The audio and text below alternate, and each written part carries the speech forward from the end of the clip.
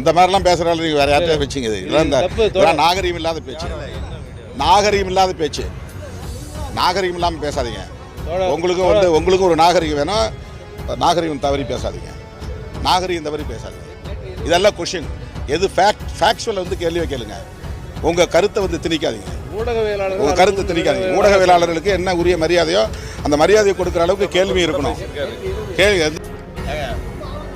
என்ன ஆவேசம், இந்த வீரெல்லாம் இங்க வச்சுக்கிறீங்க, ஆவேசம் என்ன, வீரெல்லாம் மத்த இடத்துல காட்டுங்க. என்ன இதுல என்ன ஆவேசம்? திமுக காரன் பேசுனா என்ன அர்த்தம்? பிறந்தவரி பேசினாரா? திமுக காரன் இதெல்லாம் ரொம்ப அநாகரிகமான பேச்சு. யார இதெல்லாம் ரொம்ப நீங்க உள்நோக்கத்தோட பேசக்கூடாது, உள்நோக்கத்தோட பேசக்கூடாது.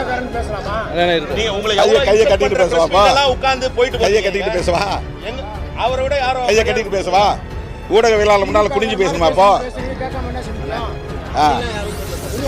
இப்படி பேசுனாக்கா அவர் என்ன பார்த்து திமுக காரன் கை நீட்டுறாரு. என்ன இப்ப என்ன பேசுவீங்க? திமுக காரன் சொன்னீங்களா இல்லையா? நீங்க திமுக காரரான்னு சொன்னீங்க இல்லையா? என்ன இது? உங்களுடைய கேள்விக்கு பின்னாடி ஒரு உள்நோக்கம் இருக்கு. உள்நோக்கம் கற்பிக்க கூடாது. ஊடகவியலாளர் ஃபேக்சுவலா கொஸ்டின் கேட்கணும், ஃபேக்சுவலா கொஸ்டின் கேட்கணும், ஃபிக்ஷனல் கொஸ்டின் கேட்க கூடாது.